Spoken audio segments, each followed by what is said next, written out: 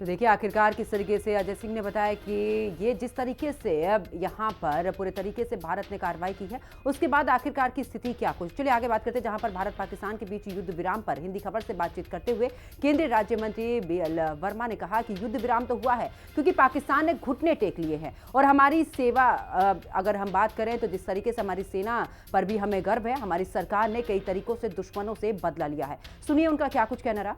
आगे बात करेंगे, केंद्रीय राज्य मंत्री बीएल वर्मा हमारे साथ मौजूद हैं। सर, ऑपरेशन सिंदूर चला, कई तरीके के तनाव देखने को मिले, लेकिन अंततः युद्ध विराम, क्या कहेंगे आप?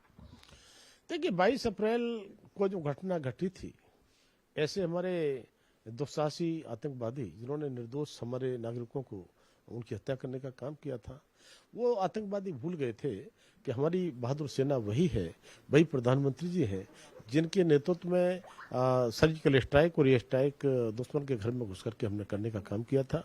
तब मैं कह सकता हूं कि आदरणीय प्रधानमंत्री मोदी जी उस समय विदेश के दौरे पर थे और लौट के वापस जब आते हैं और देश के 140 करोड़ लोगों की भावनाओं को जब देखा और उनकी भावनाओं का सम्मान करते हुए बिहार की सरजमी से उन्होंने ऐलान किया कि इस प्रकार के आतंकवादी जिन्होंने घटना को अंजाम दिया है, ऐसे लोगों के लिए सजा वो दी जाएगी जो उनकी कल्पना से बाहर की होगी।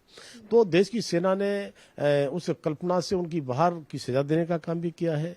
आतंकवादियों को मिट्टी में मिलाने की बात की थी तो मिट्टी में मिलाने का काम भी किया है। जैसे ही युद्ध विराम की बात आई, विपक्ष, खासतौर पर अगर बात कर ली जाए कांग्रेस की, 1971 के आयरन लेडी कही जाने वाली इंदिरा गांधी को लेकर सोशल मीडिया पे कहा गया। कांग्रेस के सहारनपुर से सांसद, क्योंकि आप भी उत्तर प्रदेश से हैं, वो भी उत्तर प्रदेश से आते हैं, इमरान मसूद ने कहा कि इंदिरा गांधी की जगह मैं सिर्फ प्रियंका गांधी को देखता हूं, सरकार को वैसे ही काम करना चाहिए था जैसे इंदिरा गांधी ने किया था। देखिए, मुझे लगता है कि इसमें देश के 140 करोड़ लोगों की भावनाओं को जैसे सम्मान किया आदरणीय मोदी जी ने, मुझे लगता है इस समय जश्न मनाने का समय था। और कांग्रेस इसमें अगर इस प्रकार की राजनीति करती है तब मैं कहना चाहता हूं कि हमने कांग्रेस का शासन इस समय यूपीए का शासन भी देखा था, जिसमें हमारी बहादुर सेना सीमा पर खड़े होकर के दिल्ली का इंतजार करती थी, उनके आदेश का, कब वो आदेश मिलेगा और कब वो सेना के हमारे जवानों के सिर काट कर ले जाते थे, सेना खड़ी खड़ी देखती रह जाती थी। तब मैं कहूंगा आज माननीय प्रधानमंत्री मोदी जी जिनके इस प्रकार के कठोर निर्णय और पूरा देश में ही जश्न नहीं मनाया जा रहा है, दुनिया के न जाने कितने ऐसे देश इस माननीय मोदी जी के इस निर्णय को एक साहसी निर्णय बताने का काम कर रहे हैं।